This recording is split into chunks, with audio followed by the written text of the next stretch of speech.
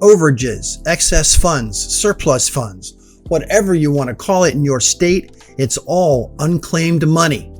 Hi, my name is Ken Dorfman. No, I'm Alfred Einstein, coming to you from the beautiful Pockets of Specialized Knowledge Studios, getting ready to talk about one of my favorite topics, surplus funds.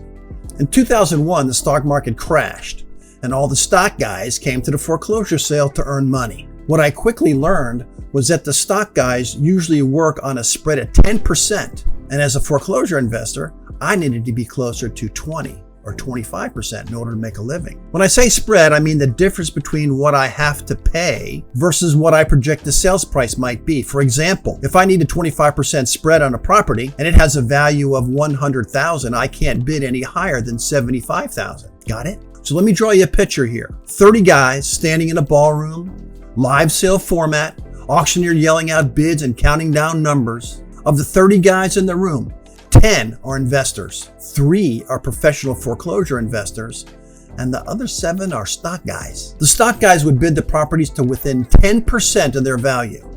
In other words, if the property was worth $100,000, they would bid that thing all the way to $90,000. There's no room for me in here.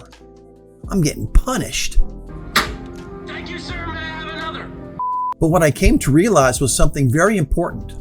While the stock guys bid the properties up to 90% of the value, only 70% of that money was needed to pay off the plaintiff, which created a large amount of surplus and excess money. So in the previous example, if the property was worth $100,000 and that same property was bid to $90,000 and the plaintiff's judgment was only $65,000, that would leave a surplus in the amount of $25,000. This became my new favorite toy.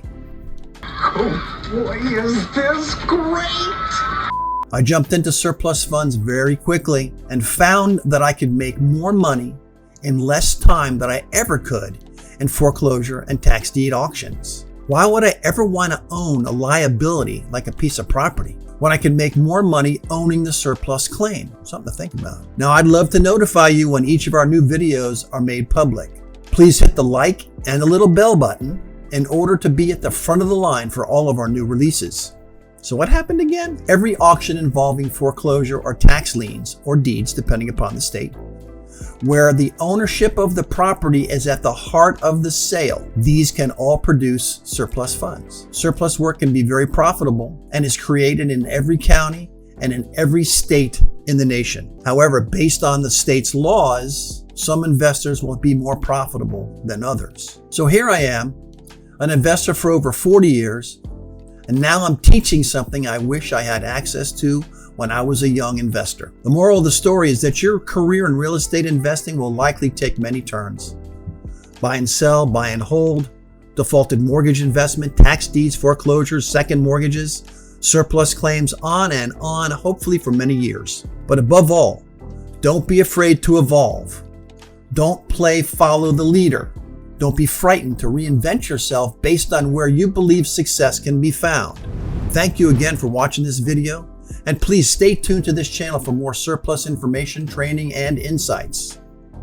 This is Alfred Einstein signing off and wishing you all a great week. Thank you.